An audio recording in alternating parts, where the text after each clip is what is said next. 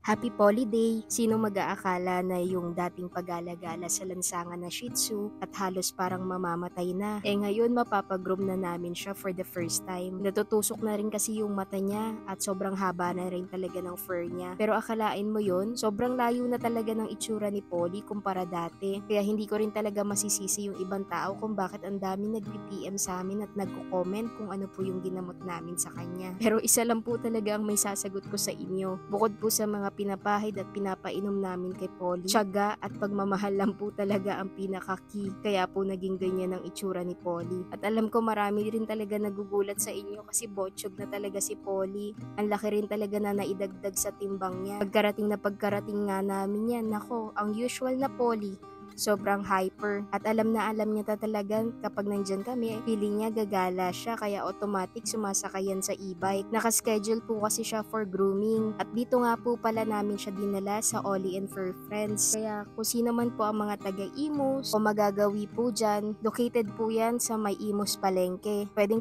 po kayo dyan magpag-groom at bumili ng mga pangangailangan ng mga fur babies nyo. Noong mga time na yan, feeling ko nakakakutob na si Polly na hindi namin siya sa SM dinala. Paano ba naman ayaw nang pumunta doon sa may room kung saan siya gugupitan? Ni ayaw niya rin talagang magpatimbang niya, napilitan lang. Siguro ayaw niyang malaman na nasa 8 kilos na siya. Ayan nga, ina-assess na siya. Sinasabi ko rin talaga kasi na isagad yung sa may bandang face niya. Para nga matagal pa bago tumubo. At syempre, para makasigurado kami na hindi matutusok yung mata niya. Tignan nyo naman no, yan yung time na aalis na muna kami. Kailangan kasi namin bumili ng mga manok para sa mga iba pa naming fur babies at pinapakain. Iniwan na muna namin siya ng saglit. Gulat na gulat siya, pwede talagang memes tong itsura ni Polly dito. Hindi siguro siya makapaniwala na pagugupitan namin siya. Hindi ko alam kung maaawa ako, matatawa ako sa itsura niya. At nag-smile pa talaga at dumila. Tingnan nyo naman oh, super cute talaga. At after 1 hour, ayan, sinundo na namin siya. Kasama nga din pala namin si papa ko. Tignan nyo naman, sino mag-aakala na senior dog na yan? Nagmukhang puppy. Hindi ko rin talaga sana balak ipasagad yung hair niya. Ang kaso, may mga ilang buhol na rin kasi talaga yung balahibo ni Polly at mas makakabuti na i-summer cut na lang siya. Pero kahit summer cut yan, tignan nyo, ang ganda-ganda pa rin talaga ng pagkakagupit sa kanya. Bilog na bilog. Lumabas talaga yung ganda ni Polly. At ayan nga, binibigyan ko na muna siya ng treats as a reward kasi good girl siya. At bago din yung mga leash niya, binilhan din namin siya ng mga extra. Sobrang spoiled ni Polly, no? At ayan din naman talaga ang pinangako namin sa inyo na gagawin namin ang best namin para kay Polly. At habang naghihintay nga kami niyan, pinalaro muna ni Papa para nga gumalaw-galaw naman yung pangangatawan niya.